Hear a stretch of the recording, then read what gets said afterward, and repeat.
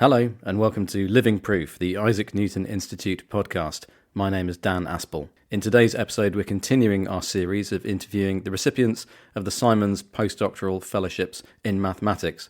Today's guest is Antoine Remond-Tiedrez. We very much hope you enjoy the episode.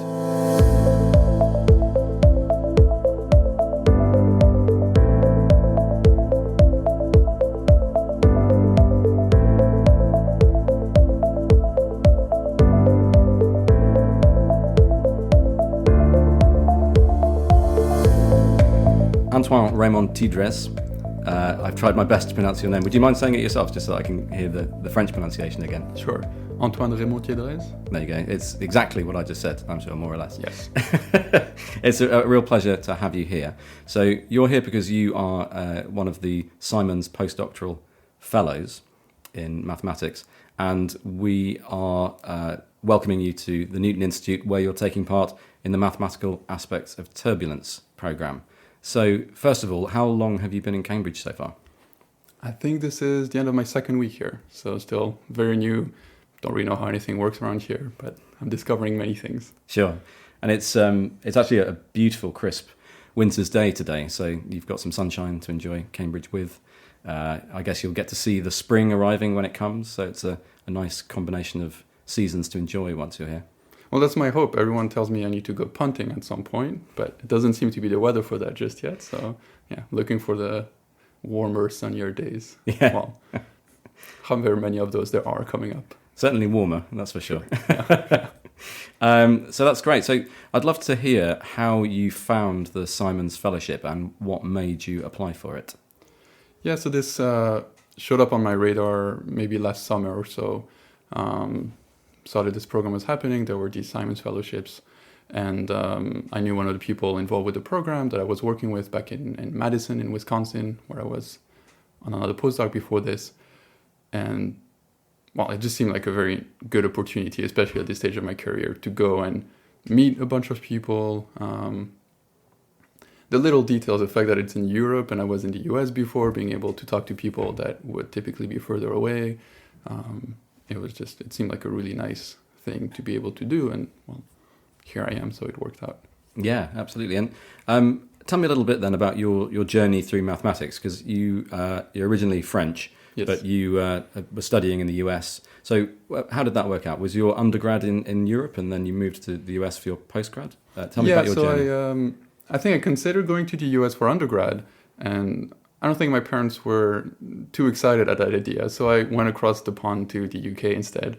And then I did my undergrad here in the UK. Then I moved to the US for my PhD, and I was there for the first 18 months of my postdocs. And now I'm here. So I guess I'm circling back around at this point.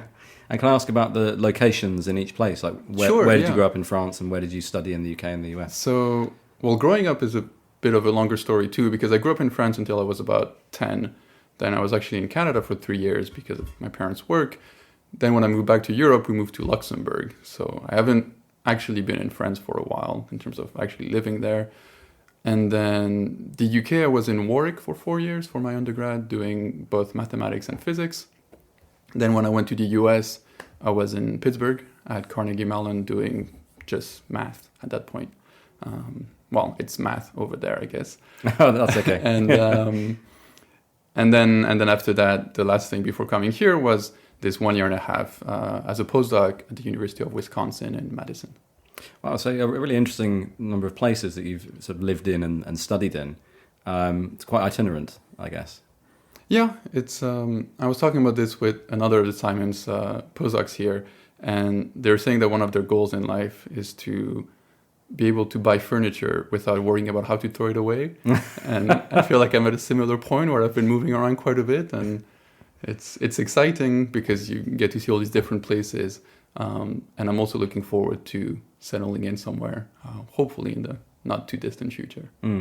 So the impression I've got from the other people in your situation that I've spoken to has been that your working life will often involve quite a lot of moving around before you can find a place to settle or a place where you're offered a permanent role. So you've had a lot of experience in that kind of lifestyle already before even becoming a professional mathematician. Right, that's true. Yeah, I mean, even just studying an undergrad in a different country. And then it makes a lot of these things easier, because the sooner you have to be on your own in a different country, and the sooner you realize it's perfectly workable and it works fine, it makes it less, worrisome perhaps when you do it later in life. So, yeah, I had a fair few practice there. Yeah. And of course, multiple countries you've lived through, lived within and studied in, but it's always been English and French, I guess, as the native tongues. Right.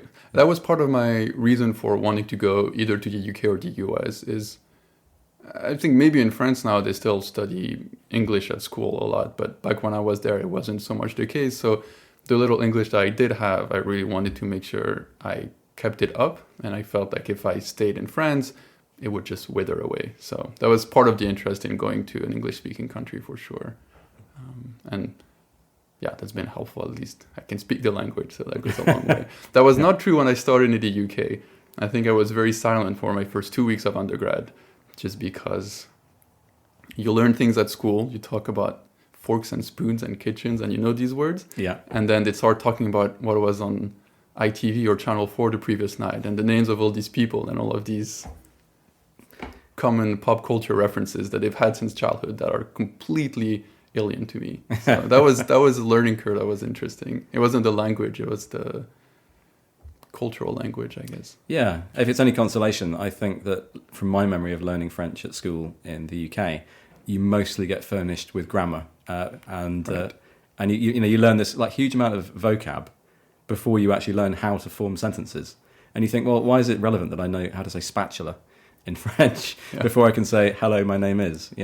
It's very backwards. That may have changed a lot, because obviously it was 30 years ago that I was studying French for the first time as a school child. So interesting to hear about. And for you, I didn't ask actually where in France you grew up. Which part of France? Right, it was the suburbs of Paris. Ah, okay, yeah, the big city. Right, yeah. Well, I didn't spend much time in Paris itself, though. Kind of in the outskirts, which the divide between whether you're actually in Paris or outside means a lot, especially to those in Paris. So, so they don't consider you a Parisian? No, I don't think I'm allowed to claim that. I don't think I want to either. Okay, good. Yeah. Well, it's good to have a strong sense of identity. So let's talk a little bit about maths. Was it always maths for you? I know you studied physics as well for your undergrad, but when you were, your first memories rather, of education, were you always really drawn to maths? Was it something you always had a talent for? I think I was always drawn to the theoretical physics, applied math side of things. And then I've kind of been straddling that interface between the two for a while, because in undergrad I was doing both.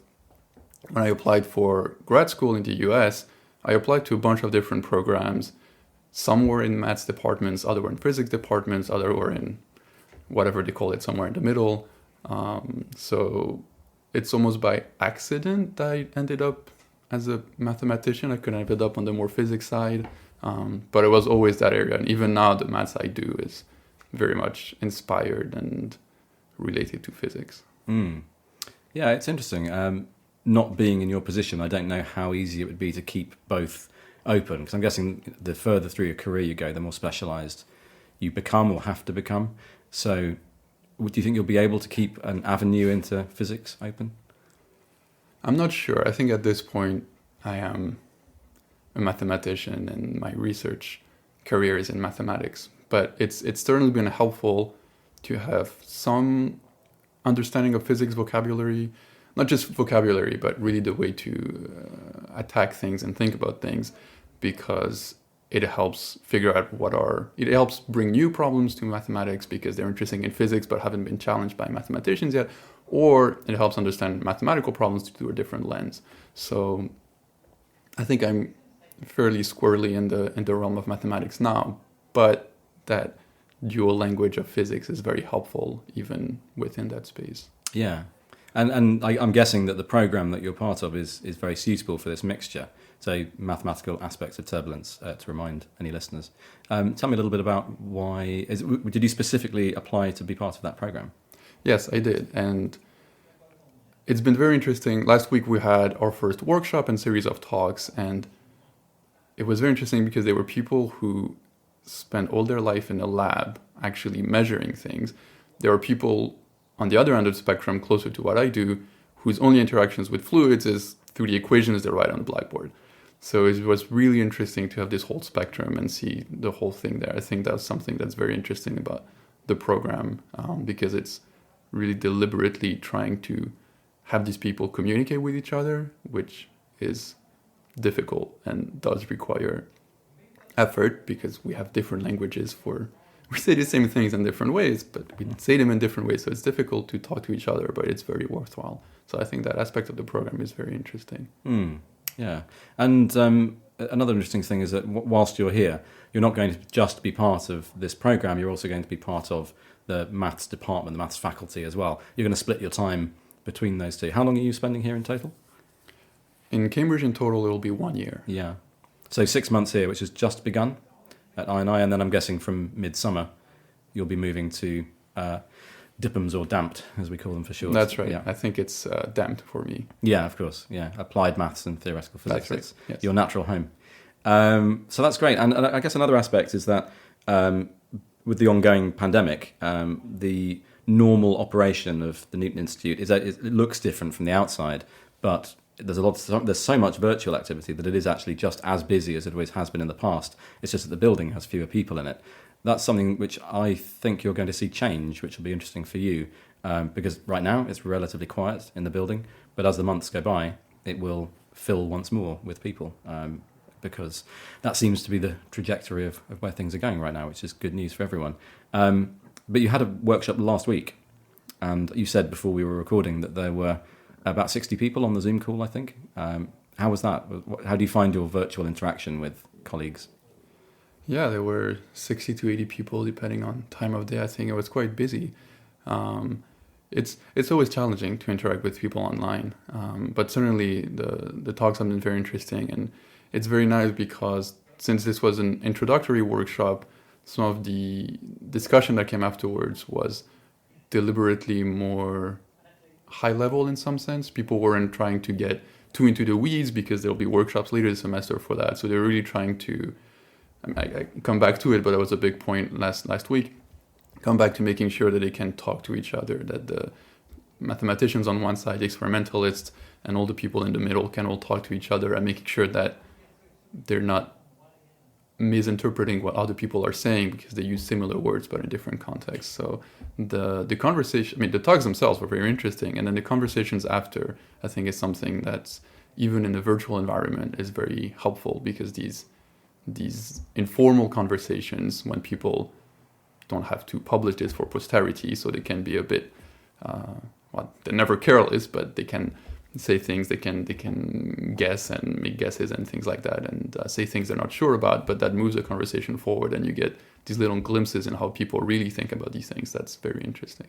So that's worked out pretty well, at least in a virtual format so far. That tends to be what people say, that informal interaction is what's truly valuable.